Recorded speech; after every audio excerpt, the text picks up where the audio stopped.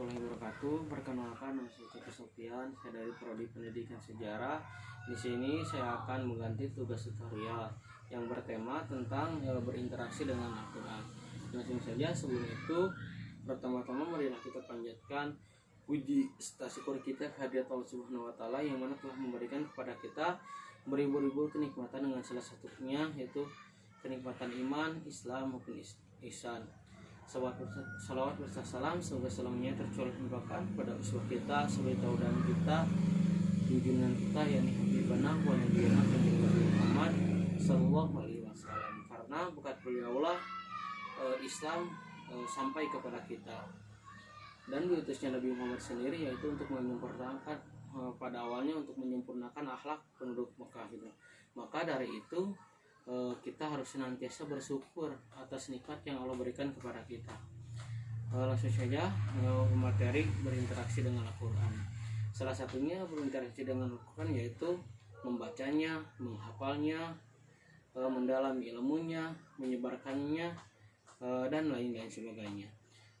Ketika kita tahu gitu ilmunya, ketika Allah menyuruh kita untuk menghafalnya, untuk menghafal Al-Quran tersebut, maka dari itu kita harus senantiasa mematuhi segala perintah Allah Subhanahu wa taala dan menjauhi segala larangannya.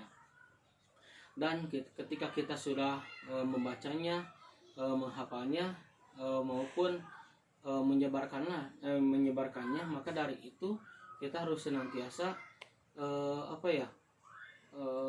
mendalami ilmu tersebut supaya ilmu itu berbekas kepada kita gitu. Dan karena itu ya kita harus senantiasa berbeda dari orang yang lain, karena kita ketika sudah tahu ilmunya, membaca, memahami maupun menghafalnya, ya akan berbeda dengan yang lain itu. Ketika kita menghafalnya kan, ketika kita sudah hafal 30 juz, maka dan mengetahui maknanya dan menyebarkannya, maka pahalanya itu yaitu akan memberikan mahkota di kemudian hari, di akhirat kelak kepada orang tua kita. Alangkah besar gitu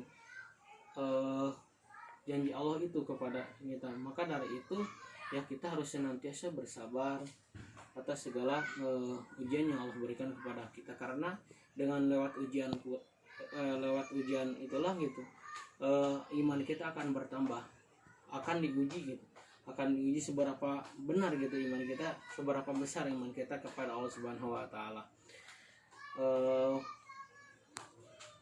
Mungkin sekian yang dapat saya sampaikan, kurang dan lebihnya mohon maaf. Kesalahan mutlak dari saya pribadi, kebenaran mutlak datang dari Allah Subhanahu wa taala. Sekian, wabillahi taufiq wal hidayah, wal hidayah wal mughfirah. Assalamualaikum warahmatullahi wabarakatuh.